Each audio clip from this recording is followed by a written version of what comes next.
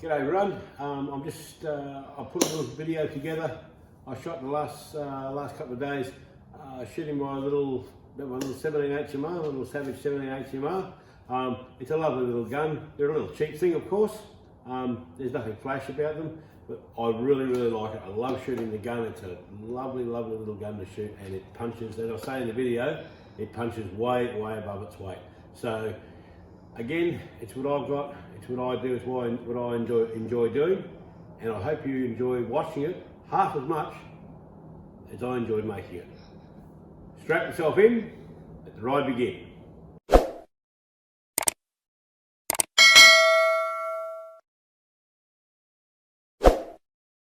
Right, here we are again. Nick Walsh with Two Quick Stuff. How are we all going? I'm going to do a little video on probably my favourite little rifle, and I've got quite a number of big-ish ones, like my centre fires, but I like the little rim fires, and I'm not really into 22s and that, and I've got this 17 HMR, and I absolutely love this thing. Talk about a little gun that punches way above its weight. Shoot appropriate game, of course. I mean, you're not going to knock down buffalo with it and all that, obviously, but to shoot your appropriate game, your rabbits, etc. These things are absolutely dynamite. They're absolutely dynamite. They will knock over things way bigger than what they should. I'm shooting it with the Winchester Varmint high velocity rounds. Throw that up there like that. They're a 17 grain VMAX polymer tip projectile, crank it out at 2,550 feet per second. So that's pretty hot there. They're a tiny little round. I'll try and give you a, there to go, well, that's the end of my finger.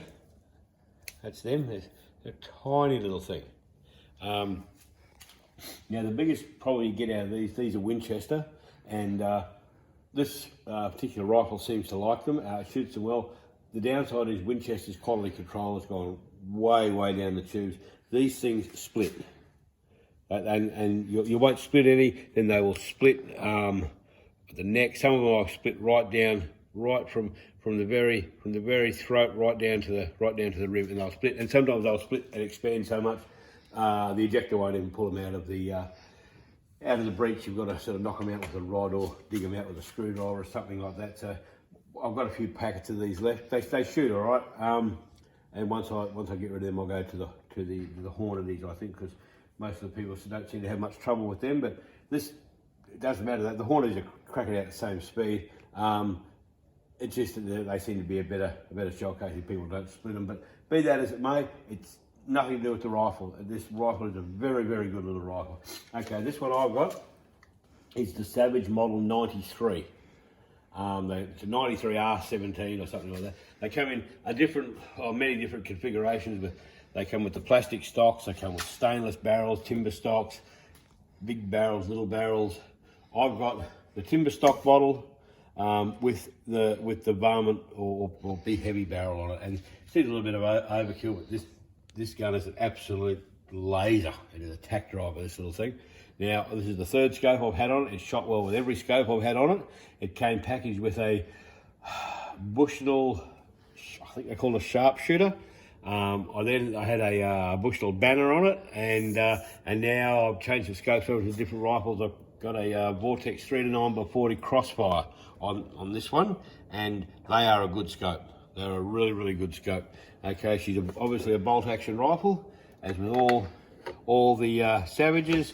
In she goes, boom, pull the trigger in for it to go in, and it cocks it. That will uncock that. Five shot straight up and down steel magazine. In, up and under there, she's in. And that, boom. You got a two-stage safety on safe or fire there. That's your safety, your basic old safety. When the red dot's showing, she's fire. You want to get the bolt out. Pull your trigger, and out she comes. Magazine drops down, a little catch at the rear of the magazine channel, and out she comes. Now, this one's got a nice, fairly basic timber stock, held in by 2 action screws there, and the magazine surrounds held in by that little one there. Your trigger guard's screwed in separately, but this one's got the Savage Accu trigger. and this is the one that everybody tries to copy. Ruger copies it. There's a Remington copy of it. There's a Mossberg have even copied it.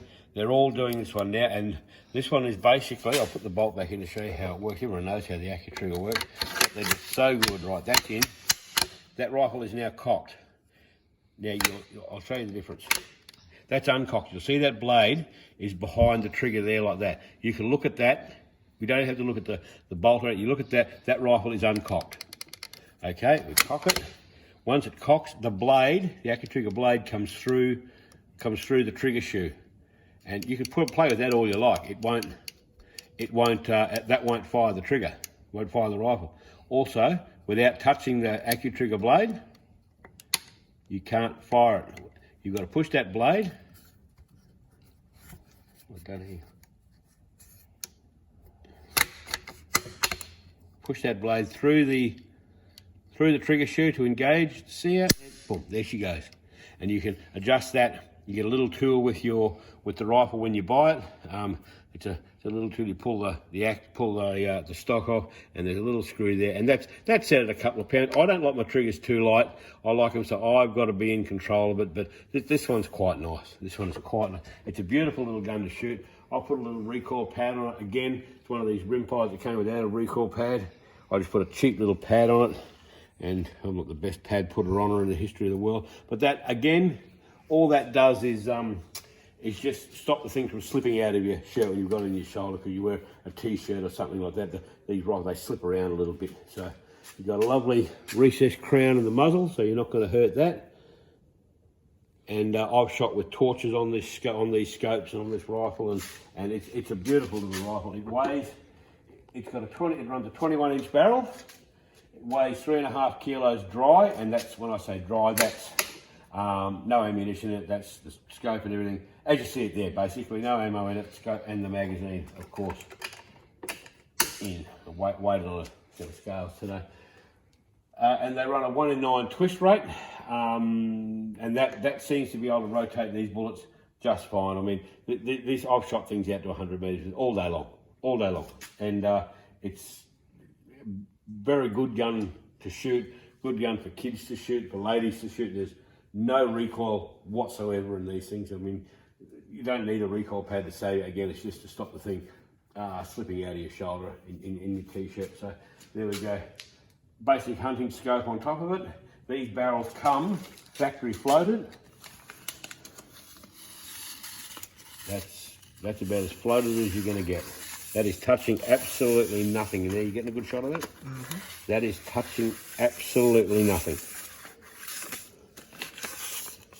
Okay, so there we go. They come factory with a couple of swivel studs, but I like to take them out because they catch on things. They catch in bench rests, and they catch on door rests and all that. I don't carry rifles around in slings. So what we're going to do tomorrow, we're going to go for a little run out to the range, and we've got a bit of shooting to do. We're going to muck around a couple of guns. We're going to give this little thing a run because I've only just put the scope on it, and we're going to sight it in, and we're just going to pull it in, and hopefully it won't take too many. It'll just start shooting straight again. So there we go.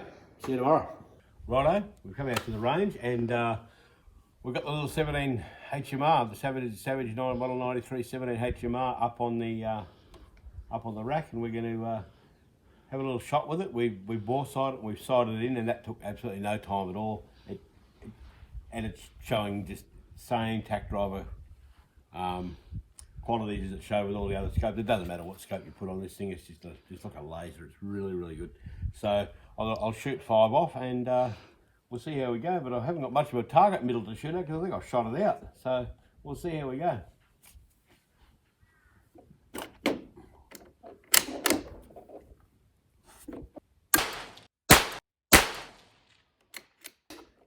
Count your rounds.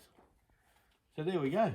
That's it. Now we can see what I was talking about earlier on when I did the review on it. These Winchester things, it just cracks them.